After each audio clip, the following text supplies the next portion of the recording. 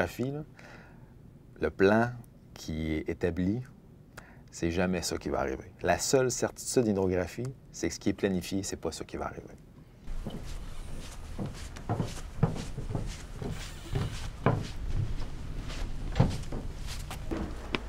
Ah, bon matin, Salut Sonia. Pierre. Ça va bien?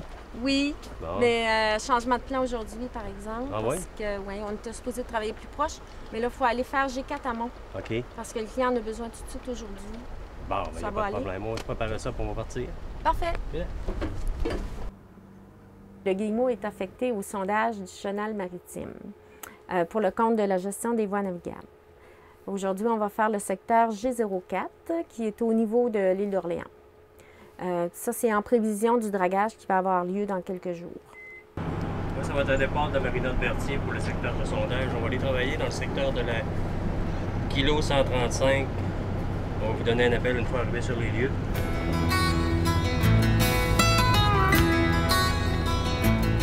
Les secteurs sont déjà préétablis. D'année en année, on refait les mêmes secteurs, les mêmes régions. Ça fait qu'on a comme un plan de match déjà préétabli qu'on refait chaque année. Les bateaux sont équipés en prévision. Les bateaux sont réservés pour le chenal.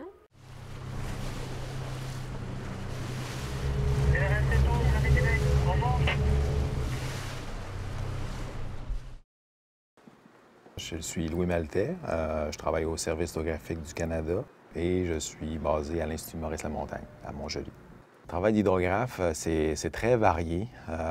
Évidemment, si on y va dans la chaîne chronologique, c'est aller acquérir des données sur le terrain avec des instruments qui sont calibrés. Ensuite, de retour au bureau, c'est analyser ces données-là. On utilise différents capteurs, différentes technologies pour s'assurer que les données sont valides. Et ensuite de ça, tout va être porté sur les cartes marines, qui sont des documents légaux, très importants pour la navigation, je dirais même essentiels pour la navigation, parce que si on n'a pas de carte marine, il n'y a pas de navigation qui se fait sur le Saint-Laurent, entre autres, la principale voie navigable du Québec.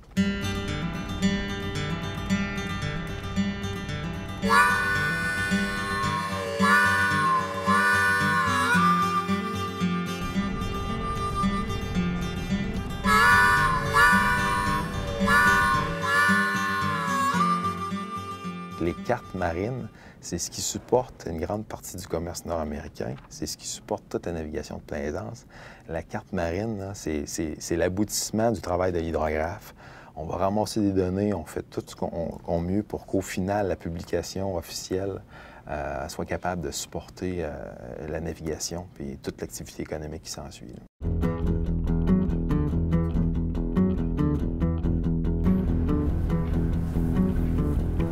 On veut que notre hydrographe junior sache comment ça se passe sur un bateau. Fait qu'il faut qu'il aille sur un bateau de sondage.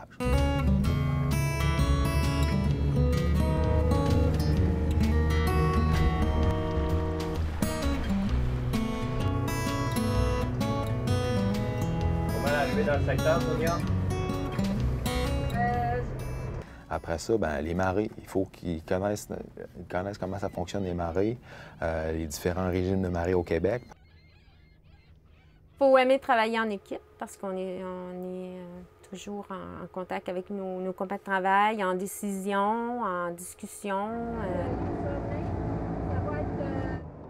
Il faut s'adapter rapidement à notre travail et à la nouvelle technologie.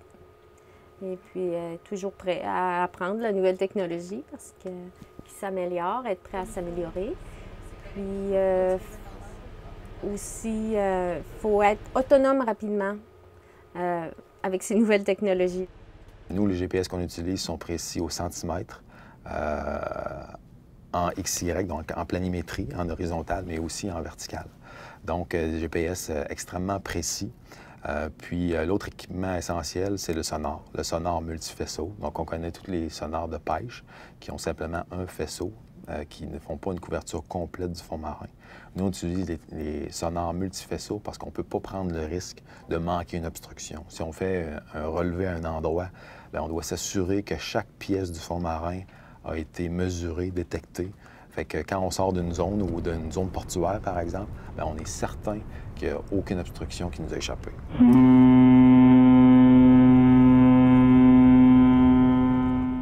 lors de tragédies, on est appelé immédiatement parce que souvent, il y a des décisions critiques qui doivent se prendre tout de suite après l'incident. Par exemple, c'est quoi les niveaux d'eau ou c'est quoi, par exemple, la nature du fond. Pour un bateau qui sort du chenal entre Québec et Montréal, de savoir que dans les environs, c'est du sable ou c'est du roc, bien, ça peut changer beaucoup de choses. Est-ce qu'il faut appeler intervention environnementale? Est-ce qu'il peut y avoir un risque de déversement? On va à des endroits qui sont très reculés, comme la base Côte-Nord. Puis moi, je considère que c'est presque une chance d'aller à ces endroits-là. Puis au niveau mondial, bien, c'est pareil. Pour les gens qui sont intéressés par la haute mer, bien, il y a des travaux en hydrographie pour l'exploitation pétrolière en Europe. Il y a une demande énorme. Si l'étudiant n'est pas trop intéressé par le 9 à 5 bureau, là, ben, une carrière en hydrographie, là, il y a de l'action, ça change, les priorités changent constamment. Il y a un bel avenir en hydrographie.